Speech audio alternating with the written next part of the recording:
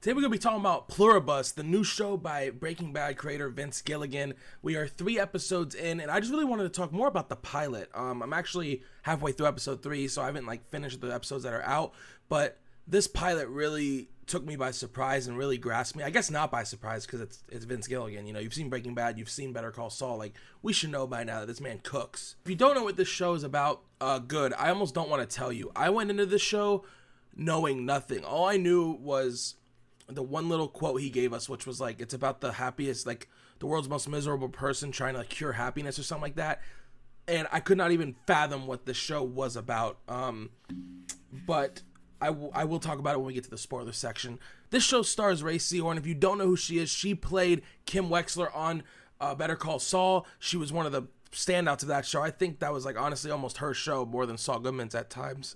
She's a really great actress. She was snubbed by the Emmys, and I'm so glad that Vince let her and if you watch some interviews, Vince said that he made the show almost for her, and he wants to keep it going for her because he loves working with her and he wants to show her off. I don't blame him. She is a powerhouse of an actress, and I really hope this helps her blow up even more. This show very much feels like Breaking Bad-esque in certain ways. The cinematography, the montages, the writing, the acting, the blocking of shots, everything of the show just feels like Breaking Bad and Better Call Saul, and that's because it kind of is. Vince Gilligan did say that he is using a lot of the same team he did, especially on Better Call Saul. So as you know, these guys have a connection with each other. So as you know, these people have a connection with each other. They know how each other work, and you can see that in the finished product.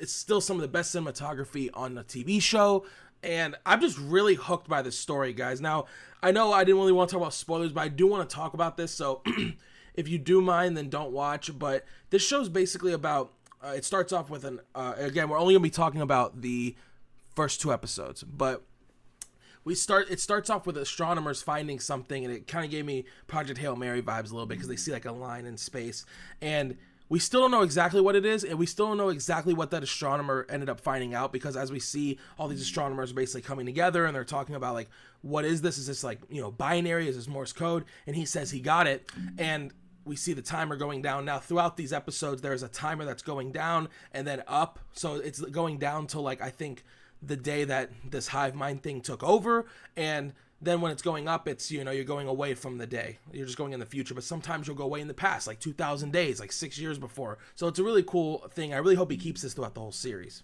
So basically, what is this show about? This show is about a hive mind, and we don't, again, know exactly what it is because this show's starting off. We don't know where. We do know that it comes from 600 light years away. They kind of explain it a little bit at the end of the first episode, and it's basically something in the DNA, RNA that basically connects all living humans.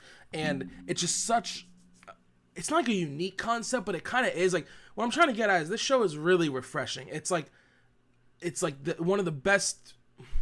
It's made from the guy who made one of the best TV shows of all time, in my opinion, the best TV show, and he's still firing on all cylinders. And this I just love this premise so much, and I can't, there's so many things they can do with this moving forward. They said they want to go for about 4 seasons, and as you know, with Vince Gilligan, he ended Breaking Bad on his terms. He could have easily milked that show. He ended Better Call Saul on his terms, and he said he has a rough draft of what this story will end, at least, which is cool.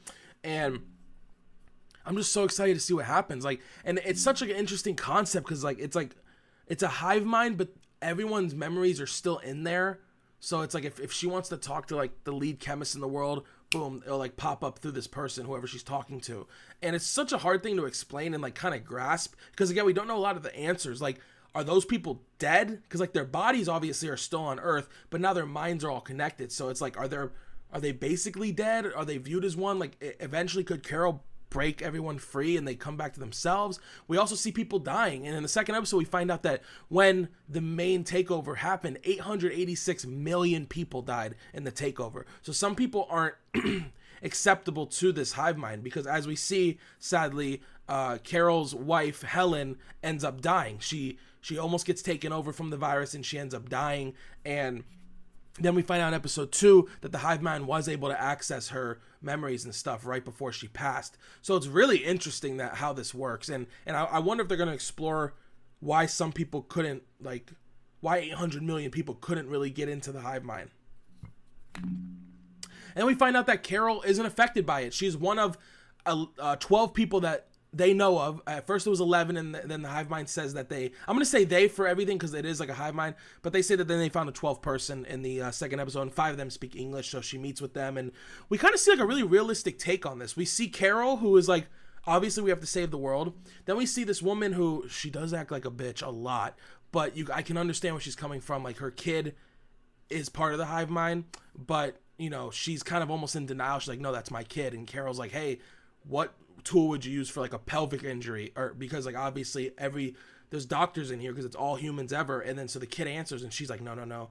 And then we see a guy who's just basically going crazy. He has girls over. He's in the Air Force One. And that's a really realistic thing as well. But then it begs the question, like, again, he's having sex with these girls. The whole world's population is in here. Is this consent? Because yes, it's their bodies, but that person is in there again. And also like, there's kids' minds in these hive minds. So like, yeah, he's fucking like like a 30-year-old body, but then there's like kids in this hive mind. So like, again, it's just such a weird concept. And me and my friend Brooke were actually like watching this together and texting like during it. And that was one of the questions I brought up. I'm like, what? But this show is doing something truly special. This is making me interested. And TV has a lot of slop nowadays, but this show really just proves that there is good TV out there. And like, I'm theorizing, and it's almost like pity almost that I want, like, not like pity, but it's like sadness I'm finding. Cause it's like, wow, I'm finding this great show. This is like finding Breaking Bad at season 1, but then I know I'm going to have to wait years to see this finished out. And I just really hope I get to see that, which I know I will, you know. Now if I end up dying in some horrible death or some tragic accident, play this whole thing through, because what the fuck happened? But yeah, it just sucks. We're like, wait, like, you know, you have to wait all these years to see it through. But you know, that's the joy of it. It's going to keep us talking.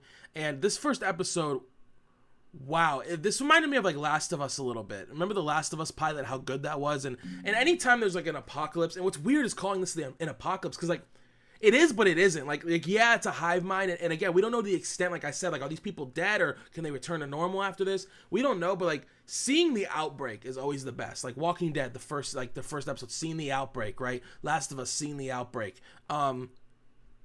And you know, with this is the outbreak, and I really love that they kind of linger on it a little bit, and like the sense of dread, and I'm shocked that it was like the first episode we see like Patient Zero and stuff with the rat and going all that. So that's very interesting. And yeah, just seeing how quickly like the world falls. But then again, like I said, it doesn't feel like an apocalypse, because like the world falls, but then like the hive mind quickly regroups, and it's like, you know, helping people. It's cleaning the bodies out, and they even tell Carol, like, you know, when they find out she's immune, like, hey, stay here for a few days. You don't want to see any of this. Now, obviously, they said they're trying to figure out a way to make her like them, and that's scary. But they are being nice, and that's the weird thing as well. It's like the hive mind is nice, and like they even do things that, like my friend Brooke was saying, like there's a scene where she wanted to talk to the other people who aren't affected, and she asked if there's like mics, and the girl, the hive mind, was like, yeah, there's a mic, let me turn it off, and we see her do it, and Brooke was like, I don't know if I wouldn't trust that, and like I low-key trust it, and that's like the crazy part is like I do